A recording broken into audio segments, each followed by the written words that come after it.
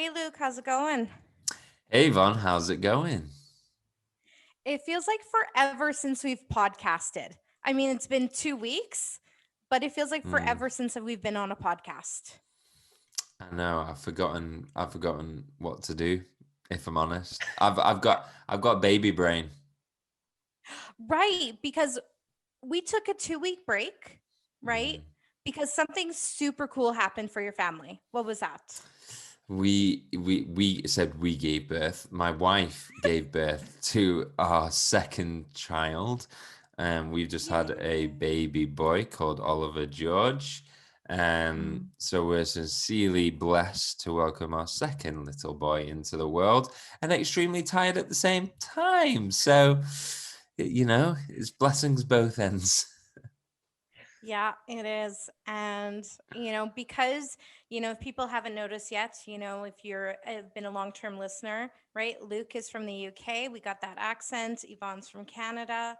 We've been praying for a move for our family. And one of the things I told Luke was, I cannot wait to snuggle that little baby because he is so adorable. I get pictures all the time.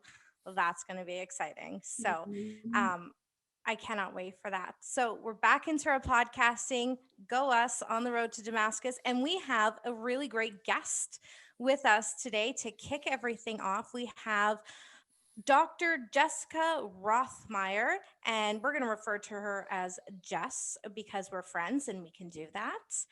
Jess, welcome to the show on the road to Damascus. How's it going? Excellent. Thanks for having me.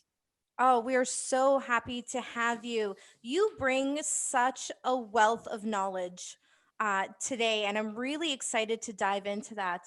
You have been a mental health practitioner and counselor for 21 years. And now you advise people on kingdom mindsets. Mhm. And we have talked about that, Luke and I on the road to Damascus experience. Kingdom mindset has been something that is one of our foundation stones in the things that we do for our organization. And you help people find that through mental, emotional, and spiritual freedom. And I'm really excited to touch on that, especially in a time for the last couple of years. The world has been chaotic, and we have so many people who have been struggling, who didn't know that they struggled, who are now struggling. This is a topic that is being talked across the world. And I'm really happy that we're going to come at it from a cultural, biblical perspective, and we want to talk about freedom, not how to manage it. We want to talk about freedom in it. So, yes, you can see like I'm very passionate about this also. So, I'm so excited about this. Okay, let's dive in.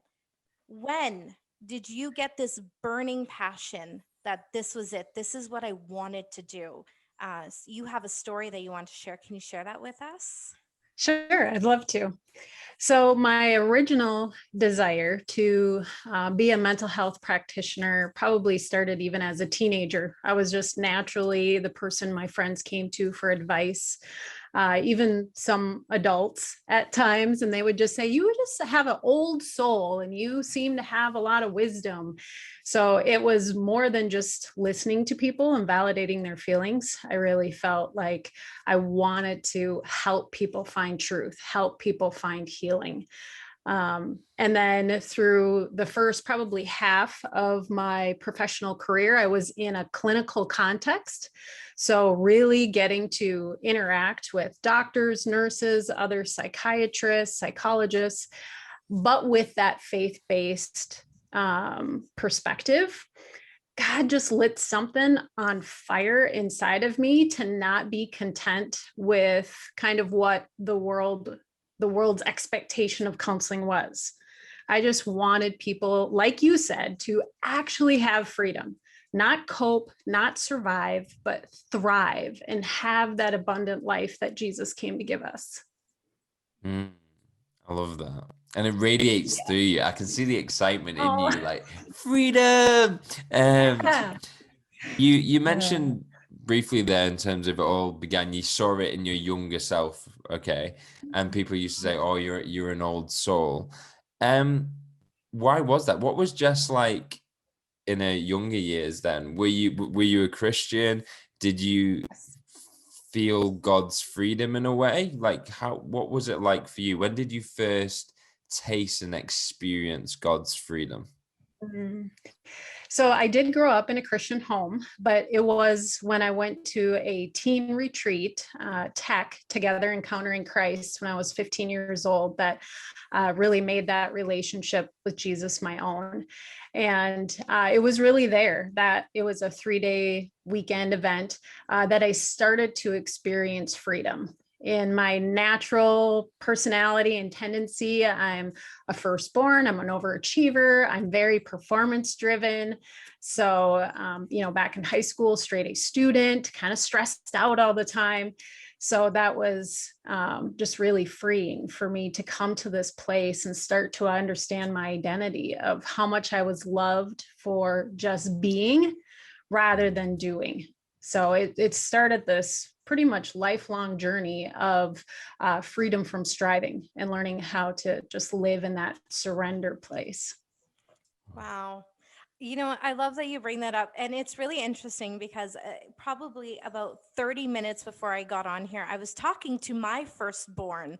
And we were talking about how being the firstborn is you are the striver and you're the one who sets the path for the others. And we were having this conversation where he's like, I always have to be the one who does this, and I'm like, because you're the oldest, somebody has to set the way, right? But there really is this there's something in about being the oldest, about needing to blaze the path for the youngest. And if we don't allow them to expand on that and figure that kind of out for themselves, they can be stuck in that cycle of needing to strive for the rest of their lives. So I love that you had that opportunity to really figure that out. Freedom is so important. Freedom has so many different things. It allows us to be our most authentic selves. It lets us really hear God and find ourselves in Christ. Did that shape you when you were younger, 15? How did that mold you being that teenager? Because I have teenagers, and if you are not like your friends, Yeah. you can be very friendless and not have, and it's a very hard road to walk when you have this burning desire for freedom and some truth. It's so lonely. What was that like for you? Coming back from that summer and being like, yeah, I got freedom. How was that received? Well, to be honest with you, you pretty much hit it right on the head. So I'm sure that's probably one of your giftings. You're prophesying right into it. I went through the next couple years pretty isolated. And so it just so happened that following summer, I was going to Germany on a study abroad program. And so that, of course, was filled with its own wonderful adventures. But then coming back from that, I just felt like I couldn't fit in with my peers anymore and decided to do a full-on PSEO program. And I was just so excited to get into whatever God had for me to go help people. I was just no longer content with that high school experience. I was like, all right, I'm good. Let's go ministry. How do we do this? How do I help people? Just immediately wanted to share what I had learned and help people experience the same thing. Love it. It's interesting because I was thinking about, everyone goes on that journey, right? Whether you finish high school, you start your life, you're trying to seek what it is that God has for you, or like even some of our listeners aren't necessarily like Christians. Like a lot of our listeners are people that are just seeking purpose in their life. Throughout your career of helping people on their journey through life, what themes have you discovered? Like, are there certain things where humans struggle? Like there's like little challenges. What are the main challenges that have arisen, do you think, for people on that journey? Well, I think you just said it. One of the most important things that people seek and that will bring them healing and freedom is purpose. And to understand that from a spiritual level. Again, not to hook it to material wealth or successful achievements or your physical appearance, whatever that might be. to truly find that thing that feeds your soul and helps you feel like you are destined for greatness, and you know that, and now you're starting down that path. You really have some confirmation that you're going to get to use all of the skills and abilities that God gave you, and it's very satisfying to the soul. And if you don't find that, I just see it in people. And like you said, believer or not, it's a holy discontent rolling around inside of you, and it makes people miserable. It comes out as depression or anxiety. It's literally the number one reason people are suicidal, is because they feel like they don't have a purpose. Wow. Wow. Yeah. Wow. Holy discontent. Yeah. That's a really powerful, when you were sharing with that, there's something that really stood out to me, and it's you found God, you found freedom, then you found purpose. And I love the order, because see, I think we do it in the world where we have it backwards, where we search for purpose to get freedom. And it's actually the other way. It's freedom, then purpose. Yes. And so we have these moments, and people listen all the time, and they're like, oh, like, how did you know that's what you wanted to do? Okay, like, look, it took me like 38 years to find freedom, to realize that my passion had to line up with God's passion too, and that only came with freedom.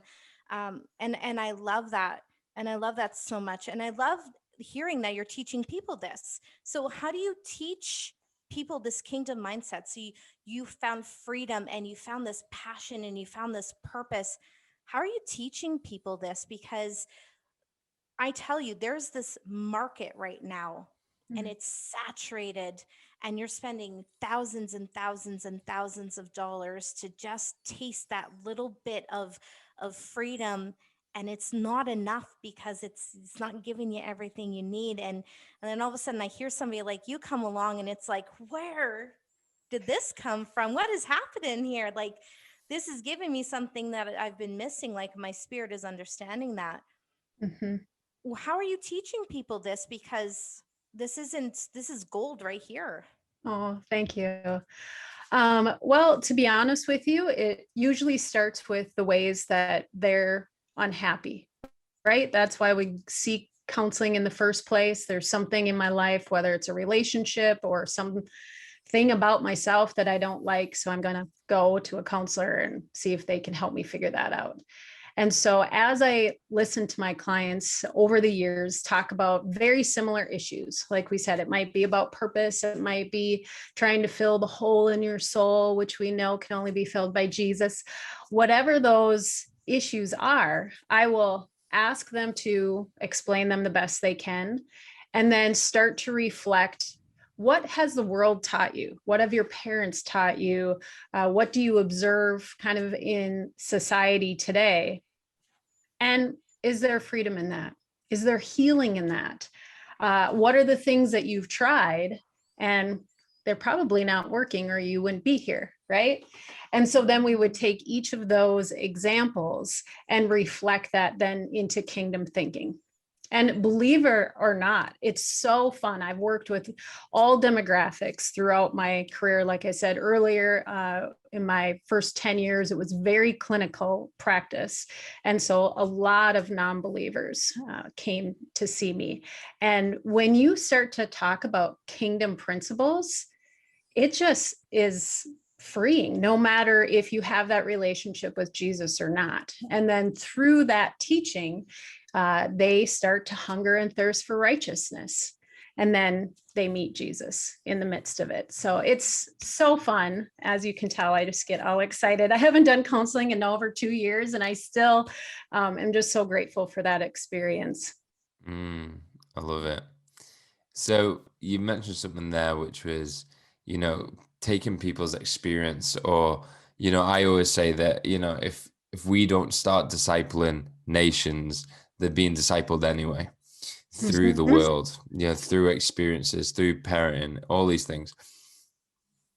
What would you say if you were to take both sides of it? And one of my favorite verses is Romans 12:2. Do not conform to the patterns of this world, but be transformed by the renewing of your mind.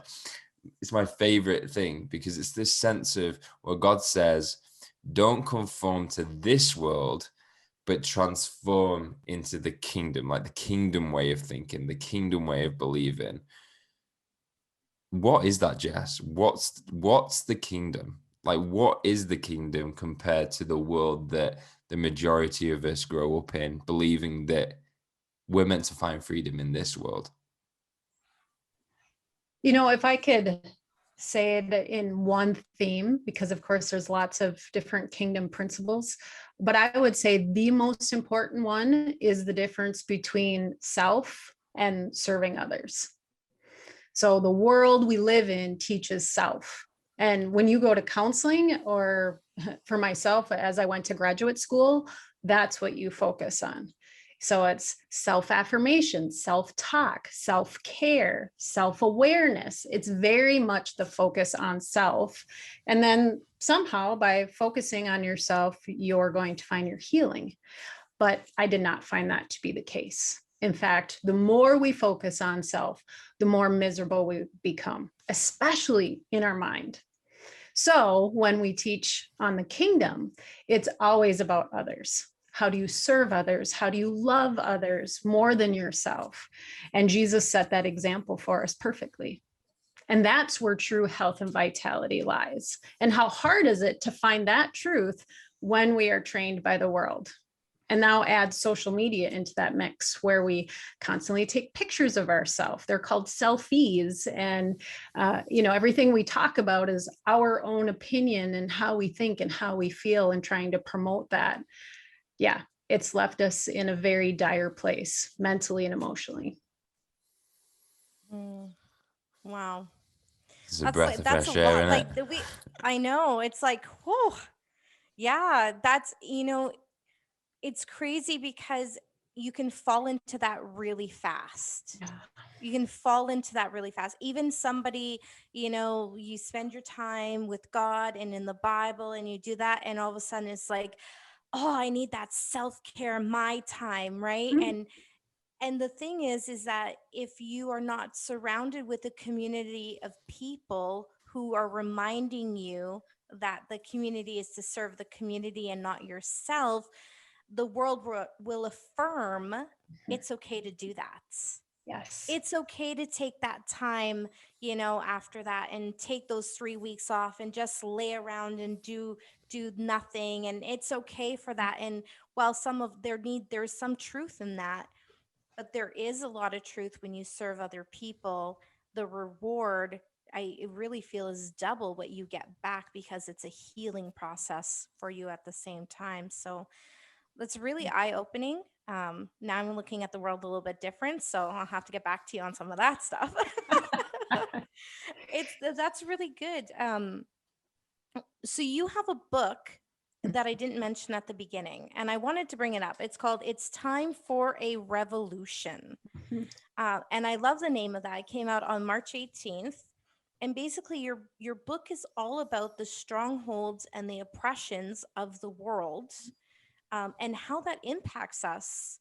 And it really ties into what Luke says, in Romans 12, right? We do not conform to that, which are the oppressions and strongholds of the world, but how do we transform into the kingdom and into that mindset, and switching that and what that does for you?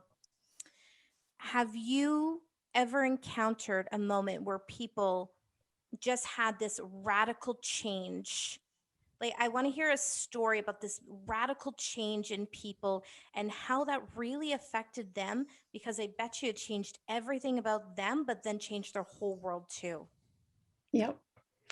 Well, which one do I pick? um, I'll take one that I did. I did a speaking event, so it wasn't an individual from counseling. I do other teaching events and seminars, women's events, all that kind of stuff. And I was teaching on the power of our words, because that's one thing, again, that the world doesn't necessarily understand, that our tongue is a spiritual weapon and we create with it. And so I was teaching particularly on one of these revelations that God gave me during my career in the clinical setting and working with hospitals. And how often, once one of my clients, a lot of times we were working directly with the doctor, correct? Like the doctor would give them a medication for depression or anxiety, or they would go in for a checkup and they say, I really think counseling would benefit you as well, which is excellent, great. And as I saw these clients come from their doctors with these new diagnoses, how quickly they actually seem to decline, and how difficult it made my job to get them to believe that they could have a renewed mind. Because now they agreed with this diagnosis that says, no, I'm a depressed person. I'm an anxious person. I have OCD. And now this is kind of, my banner. So I was teaching this concept about the danger for doctors and nurses and us as parents and professionals to speak these labels over people, because they come into agreement with them, and it makes it so much harder to retrain their mind and help them find freedom. So in the audience, unbeknownst to me, is a doctor. So usually I'm pretty bold and that stuff doesn't bother me. I've worked with doctors for years, but she kind of came up to me afterwards and said, I got to talk to you. I thought, oh, great. She goes, that thing you said about diagnoses, she goes, it changed me. I'm going to be forever changed. Wow. And she said that she would have just a totally different perspective about how she spoke that diagnosis over people, or described, what people were going through. And yeah, I could see it on her. She had freedom. She had a passion to go and teach this to her patients now, and probably other doctors, I hope. I never stayed in contact with her, but yeah, it's so fun when you can see in a moment her mindset was shifted and she had godly revelation directly between her and God. He spoke to her. Wow. I love that. And it resonates massively with myself, actually. So a part of my testimony is, like, over 3 years ago, I really suffered with depression, right? And that's actually when I became a Christian. So what's really interesting about what you just said is, I remember being interviewed by another counselor, actually, talking about this very point. And I said, the moment that I got my diagnosis, and then he said, you're depressed, and he offered me all the things. In that moment, I accepted the void. Like, I accepted that bit of me that I don't know what's going on. You've labeled it, so now it's okay, and now it's a part of me, and I carried it for ages until, further down the line. And one of my massive passions is the next generation. I work closely with schools in the education sector, and right now, definitely with COVID, the real pandemic is post COVID. Definitely, yes, with the mental health of our next generation, who are massively struggling at the moment. Like, how do we as parents, as educators, as church leaders, just people in society, thinking about this next generation? Because for me, these guys are the new leaders, the new doctors, the new teachers. If we can teach these kingdom principles, then I sure hope that the world's going to look more like the kingdom because of the way that these were raised. How do we do that? How do we deal with this generation that is so quick to label, so quick to identify on such a big spectrum? Well, you're really hitting on a major theme in this new book. It's Time for Revolution. Yeah. That word revolution means to throw out your old way of thinking in an old system. Like, we always relate it to political or to war, right? That we're going to overthrow a government. But the more in-depth definition of that word is about systems, belief systems, and our attitudes and our behaviors.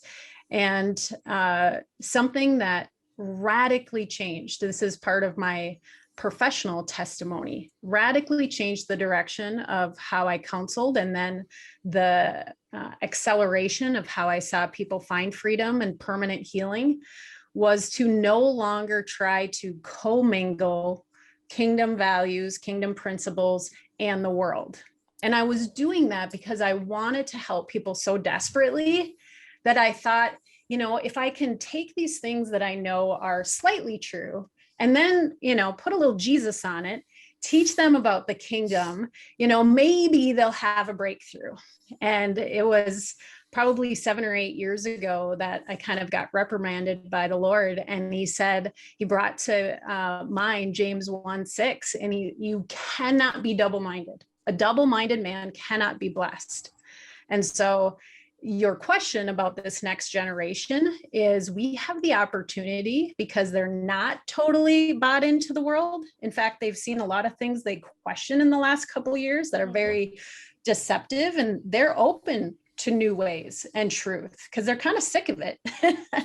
So we just have this opportunity to teach them a whole new way of thinking, this righteous lifestyle that really does produce hope and healing and freedom. So yeah, I could go on forever.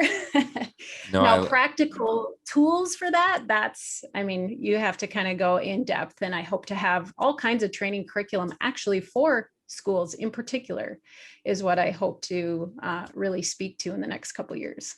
Yeah, what you've just said so much there. There's so much to just that. But no, like, and what I could see Yvonne's face is that Yvonne's like, yes, this one's on fire. Like, this is amazing. This is great. She gets it. Like, and it was the sense that I'm going to start preaching now. It was the sense of trying to sprinkle kingdom in the world.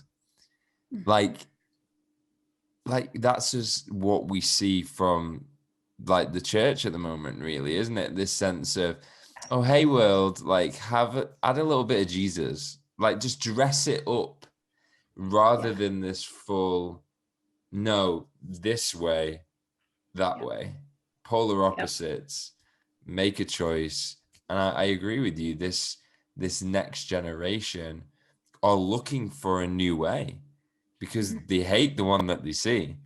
Yeah. So I just want to take a moment and say thank you for saying that, because I'm like, this is amazing that you see it and you're bringing this into the world.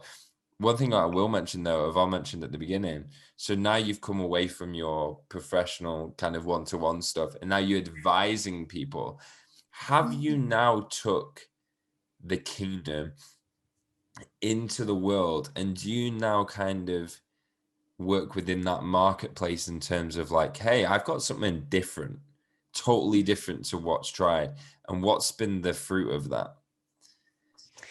Well, this transition is pretty recent, so you're just getting me at the beginning of that. But so far, I've been able to speak primarily into other ministries, which is super fun.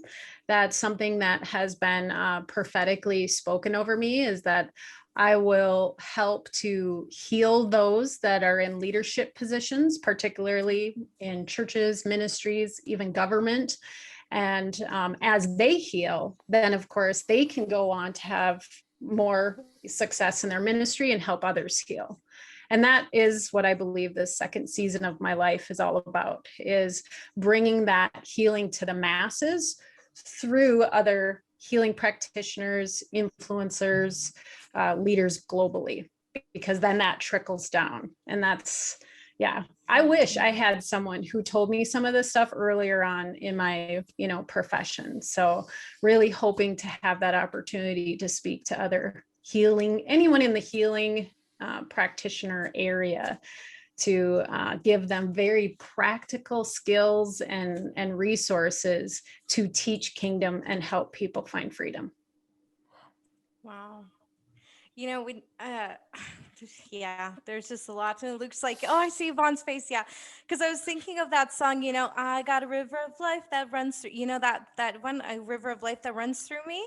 And I was thinking, it's not a sprinkle of life, it's a river of life, like we're not sprinkling, like it's a whole river. It could take you out if you let it, because oh man. One of the things that I have 3 teenagers, and I've often mentioned my kids on the podcast. I have one who I call my adult in training, because he's an adult with training wheels. And then I have my two younger ones, but they're all in their teens, and we talk a lot about mental health in our home. I think that it's very important. I think as a parent, it needs to be talked about. We need to share about it and have that space or provide them space. But one of the things, especially somebody who teaches on prophetic and words are life, I live by that so firmly. I'm very cautious in the things that I say and what comes out of my mouth. One of the things I often tell my kids is that if there's something that's happening, that's not who you are.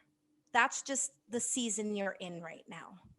Yes. And so if anybody who's listening to this right now and they're like, but I suffer with depression, or I'm suffering from anxiety, or I'm suffering bipolar, that's not who you are.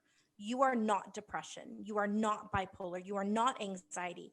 This is the season you are in. And it's no different with somebody who has diabetes, who has to take blood pressure. It's not who you are. You are not defined by those. You are defined by the Father. Um, and so I really want to encourage people as you're listening to this and you're like, I want to find the freedom. I want you to go find God, because Yep. you're not going to find freedom if you don't find God. And that, I tell you, it's one of the best journeys you can ever go on, because you're going to find the freedom there. So I'm loving this entire conversation. We could talk about this for hours, couldn't we, Luke? Yeah. This is like probably one of our favorite topics that we often talk about a lot. Man, so we have freedom, we have purpose, we are bringing kingdom culture into the world. If you could tell somebody right now, especially the world right now, that it's chaos, it's feeling like chaos, they're feeling like they're being thrown around in the wind, can you tell them maybe a tip or two, something that really could center them in the focus of the Father, so that they can breathe in a little bit of relief in this time of moment in history? Mm-hmm. Yeah. One of my most commonly used practical skills. I'm a very practical person because I was trained by the world. I went to a secular school for my graduate degree, and they taught a lot of theory and not a lot of healing. Like, they're really good at identifying what the problem is, but not necessarily teaching practitioners or the client themselves how to actually find permanent healing, not temporary, again, not coping, but true freedom and healing. So one of these practical skills that I would teach is just something called the truth versus the lie. So super simple. You take a sheet of paper, 8x11, fold it in half lengthwise. On one side, you write the lie. On the other side, you write the truth. And just bullet point some of your stressful feelings, your thoughts, how people have offended you perhaps throughout the day or the week. Super simple. I always tell people, don't overcomplicate it, because then you won't do it, right? If you have to make a whole journal entry or something. And then for each bullet point that you have on the left, that is the lie you believe, because this is not something that we want to argue. Is it really a lie?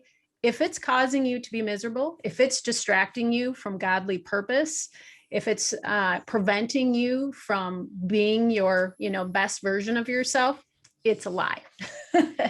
So once you identify what one of those lies are, then I tell them, I want you to find a Bible verse that speaks directly into that.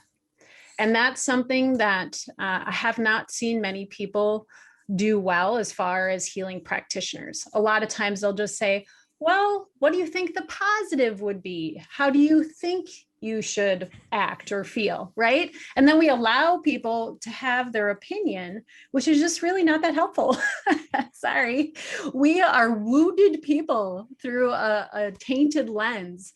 So that was something that was really important as I gave advice to my clients, is that it has to be scripture. And then a lot of people either were not believers or did not know scripture very well. So they would say, how do I do that? And I kind of made this joke after a while, and I said, well, if the world can use the internet for evil, we can use it for good. So Google it. Just look it up. If your issue is like, I can't trust people. Okay, Bible verse about trust. And then just read through some of those verses. And the Spirit, I promise you, will highlight one of those that really speak to you. And now that becomes your truth. And you do that for each of your little bullet points. And then because we need things that are tangible and in front of us in order to hardwire new neural pathways in our brain. So I tell people, take that piece of paper, fold back the evil, because we're putting that away. Just like Luke said, we're going a completely different direction. You can rip it off. You can, just fold it behind. And now that other side, the truth column, that becomes your daily declarations for the day. Now you speak those out loud so that you hear it, you believe it, it plants a seed, and that starts to become your truth. Wow. I love that. When I was younger, I used to be a waitress, and we had the saying, it's called fake it till you make it. And you say that, right? Because if you're having a bad day, you don't get tips if you're grumpy, but you do when you smile. And the reason I bring that up is because I actually do something very similar as you're explaining, that I used to do with my kids when they were younger. If they're having a bad thought, I'd say, what is the truth? And then we'd go, is that a truth or a lie? So if they said something, for example, my daughter played soccer and she'd be like, well, I'm terrible. And I'd say, is that a truth or a lie? Well, that's a lie. Okay. And what do we say? And we say, lie, you have no place here. Okay. And then we replace it with the truth. What is the truth? I am a child of God. That's right. So we replace it with the truth. And then it didn't feel right away, because we have to fake it till we actually believe it. Mm-hmm. And as a child, they didn't understand what that meant until at this age now, where we do talk about things like neural pathways, Mm-hmm. because there really is something about changing it, and you're not going to believe it because your brain isn't wired to fully understand it yet. But you fake it till you make it, until that's the only direction your brain is going now, and you are happier for it. So yes, I love that. I've read a lot of it's read a lot about neural pathways, and that I myself has had my own struggle with bipolar. And so yes, this is something that really deeply love, and I think it's important that we have these honest conversations, Mm-hmm. and we make sure that it's centered around the truth. We Right. center them around the focus of God. It's important. If you if people wanted to continue following you, Mm-hmm. do you have social media? Do you have a website where people can be like, you know what, I'm really liking this conversation? Where can they get a hold of you? Where can they, like, go find more things to read about?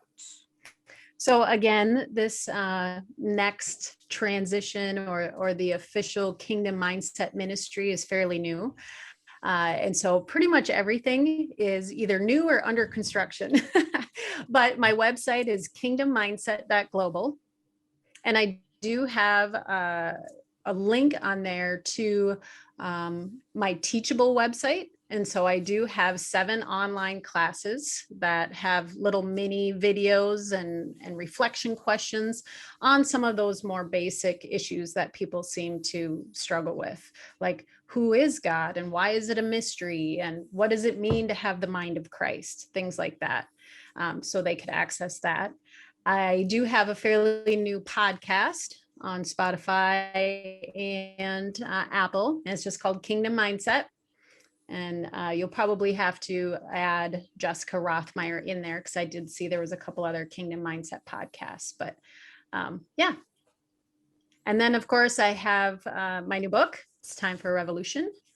And then I also wrote a book back in 2015 called The Divine Marriage, which we've been using in our counseling practice for, since then, and had some really great case studies and amazing reconciliations that have been produced out of that. So that's super fun.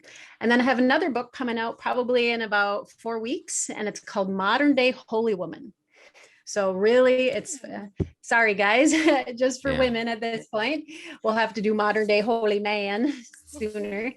But yeah, again, just continuing this idea of how do we reject what the world says, who we're supposed to be as a modern woman, and what does that look like to live out biblical principles in 2021. So Love it. Well, everyone who's listening, I hope you go and find Jess's stuff. She is oozing wisdom, oozing truth. Everything that you've said got, like, I think we could do a podcast on for each just point that she's made. You know what I mean? Like, there's so much. I know. I Um, know. It's so, but you're right. It's so much wisdom right now. yeah, so much. But Jess, I'm gonna ask you to do so. I don't normally ask people to do this, so this is big. Would you be able to pray for our listeners? Because I really feel there is a lot of listeners that are going to listen to this that are in bondage, that either don't know God or feel stuck, or because of COVID just they've lost their way, or they're looking for a new way. Could you just pray for our listeners, please? I would love to. Oh, thank you. Heavenly Father, we just pray right now that everyone listening under the sound of our voice, under the sound of this podcast, or however they may come upon this information, Lord, that you are reaching down into their minds, into the depths of their hearts and their emotions to reveal yourself to them, that you are the one true healer, the great physician, and that you have a life that is more abundant, more amazing than they could ever imagine. I pray, Lord, that you release a revelation of hope, of truth, and a thirst for righteousness. That the younger generation, all the way up to the older generations, desire to completely throw out their old way of thinking, their old habits, and turn towards you. That it's time, Lord. We are living in a new era where people are desiring a better life, a more fulfilling life. And you put that desire in them. You have released something here on the earth in this time, for such a time as this, that you are reestablishing the kingdom here on the earth, and people are hungry for it, whether they know you or not, whether they've fallen away or they've been deceived about who you really are. Lord, I believe you are revealing yourself to them right now, and their minds and their hearts will be forever changed. And we pray this in Jesus' name. Oh man. Thank you so much, Jess, for coming on and just bringing so much truth and wisdom. I have taken loads of nuggets away. I'm selfish with these podcasts. I've said this to Yvonne before. I'm like, ages ago, it was just kind of me and Yvonne. I was like, let's just start doing guests because we just get to learn loads from all these amazing people.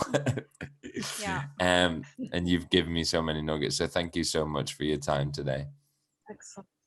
Thank you. Thank you so much for coming on. I want to encourage people, go check it out, go listen, go get her book. If you're somebody who's struggling, listen to this podcast again and again and again. There's so much wisdom in it.